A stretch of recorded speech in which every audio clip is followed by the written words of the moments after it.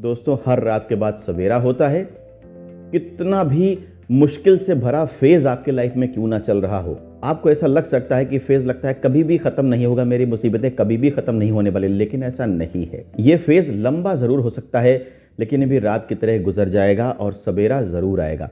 तो उस सवेरे तक हम टिके कैसे रहें, ये जानना हमारे लिए बेहद महत्वपूर्ण है। और इस वीडियो में मैं आपके साथ यही बात शेयर करूंगा, वो सवेरा आने तक हम टिके कैसे रहें। दोस्तों, बड़े ध्यान से समझिएगा, जब हम मुश्किल और परेशानी वाले दौर से गुजरते हैं तो जो सबसे ज़्यादा चीज़ हमारे लिए ज़रूरी है वो है धैर्य। जी हाँ, धैर्य यानी कि पेशेंस।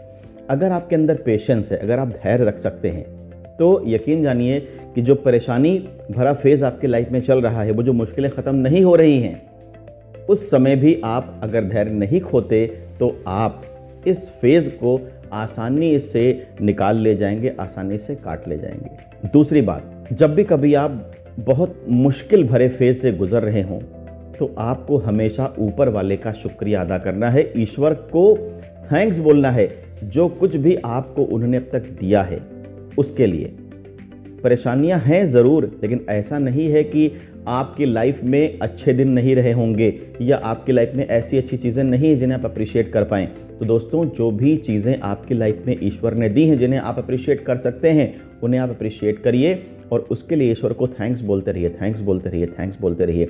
जब आप बार बार थैंक्स बोलते हैं तो आप पॉजिटिव वाइब्स का घर बन जाते हैं और पॉजिटिव वाइब्स जैसे ही आपकी बॉडी से रिलीज होना शुरू होती हैं, परिस्थितियां आपके लिए बदलना शुरू हो जाती हैं। तो आपको बहुत ध्यान से दोनों बातें समझनी। सबसे पहले तो आपको धैर्य रखना है और दूसरी बात, आपको ऊपर वाले को थैंक्स बोलना है, ईश्वर को थैंक्स बोलना है, जो भी चीज़ें, जो भी अच्छी चीज़ें आपके लाइफ में आपके साथ हो रही हैं या हुई हैं, या जो भी चीज़ें आपके साथ हैं या आपने अचीव करी।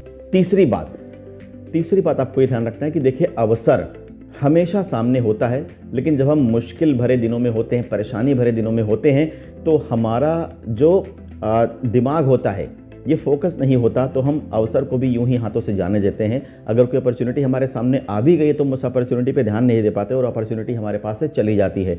तो याद रखें, देखिए होता कि हमारी बुद्धि पर ग्रहण लग जाता है, हमारी बुद्धि क्लिप्स्ड हो जाती है। जब भी बुरा समय आता है और जब भी हम परेशानी भरे दौर से गुजर रहे होते हैं, जब हमें ऐसा लगता है कि ये दौर कभी नहीं खत्म होगा, हे ईश्वर ऐसा मेरे ही साथ क्यों हो रहा है और मैं कब मेरे ये दिन खत्म होंगे, कब मेरे अच्छे दिन आएंगे, तो यही कंप्लेंट करते रह जाते हैं। हम अपॉर्चुनिटीज़ और अवसर की तरफ देख नहीं पाते। तो हमें ध्यान रखना है कि अगर कोई अवसर हमारे सामने आता है तो वो हमसे चूकने ना पाए। अपॉर्चुनिटीज़ को पहचानना सीखिए। ऐसा ना हो जाए कहीं कंप्लेंट करने के चक्कर में आपने अवसर गंवा दिए। हर बुरी अवस्था से निकलने में जो अवसर आते हैं, ये आपकी बड़ी मदद कर सकते हैं। बस आपको उन अवसर को पहचानना होगा। तो कंप्लेनिंग एटीट्यूड नहीं रखें। इसीलिए मैंने कहा, जब आप पेशेंस रखते हैं यानी कि धैर्य रखते हैं और जब ईश्वर को थैंक्स बोलते रहते हैं, तो आपका एटीट्यूड कंप्लेनिंग नहीं होता। आप खुले दिमाग से चीज़ों को देखते और समझते हैं। आप जानते हैं कि ये बुरा दौर है, गुजर जाएगा, मुझे सिर्फ धैर्य रखने की ज़रूरत है, मुझे सिर्फ पेशेंस रखने की ज़रूरत है। और ईश्वर को बार बार अगर मैं थैंक्स बोलता रहता हूँ तो परिस्थितियाँ मेरे लिए बेटर होती चली जाएंगी। और जब ऐसा माइंडसेट होगा, जैसे ही अपॉर्चुनिटी आपके सामने आएगी, आप उसे फट से पहचान लेंगे और आप उसे लपक लेंगे और आप उस पर काम करना शुरू कर देंगे।